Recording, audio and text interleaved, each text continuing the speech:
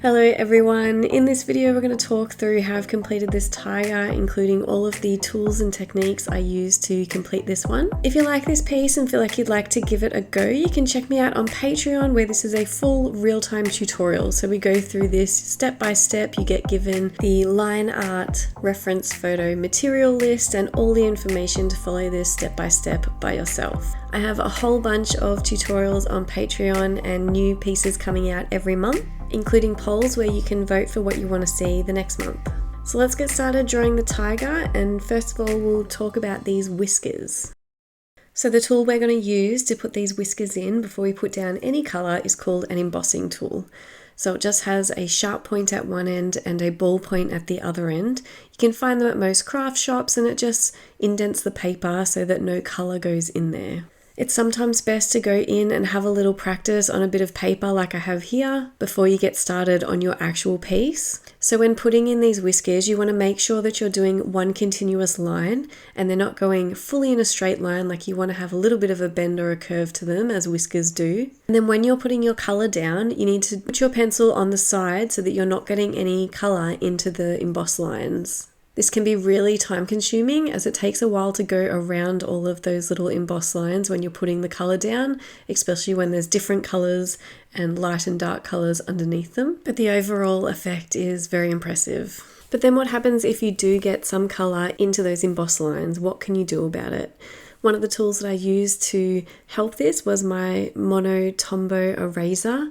So the eraser on this one is so small that it fits right into the grooves of the embossed lines. So if I saw any of my colour going into the embossed lines, I would just use the side of the eraser and rub it out and then go back around these corners with the black pencil.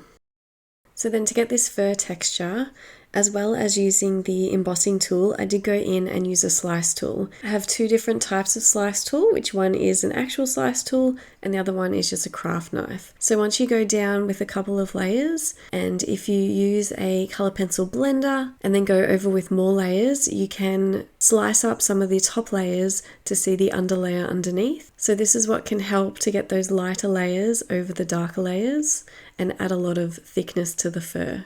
Another technique for this sort of fur was a white waxy pencil. So for this one I used a luminance white pencil and also a Prismacolor white pencil. Adding these over darker sections and into lighter sections really helps to bring out some of those highlights and also helps to blend down the colour. Another question I get asked most frequently is how I get my pencils so sharp. So the main pencil sharpener that I use is this Derwent crank handle sharpener, which gets them really nice and sharp.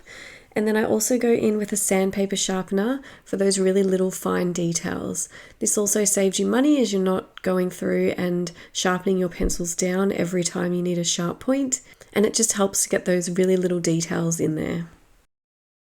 And then I know it can be very difficult to get a really saturated black or dark colour when you're working on white paper with colour pencils.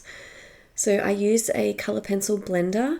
The brand I use is called Zest It, and this always works fine for me. So what you want to do is go down and put a heap of layers down until you're happy with your coverage, and then you can go over with your paintbrush, dip it into your colour pencil blender, and then use a tissue or some paper towel or something and get the majority of the liquid off because you don't want too much on your brush. Once you've blended everything down, you just need to wait for it to dry and then you can go over with more layers. For the background on this one, I did go down with an extra layer after I blended it for a second time, just to get that really dark coverage. And I did also use the Zest It pencil blender for the orange areas on the tiger as well. But if you're feeling brave enough and you'd like to give this one a go, check me out on Patreon where this one is a full real-time tutorial. All members get access to the Facebook group, able to vote in the monthly polls, and access to all of the tutorials I have available on my website. Let me know what you think of this one in the comments, and I'll see you in the next video.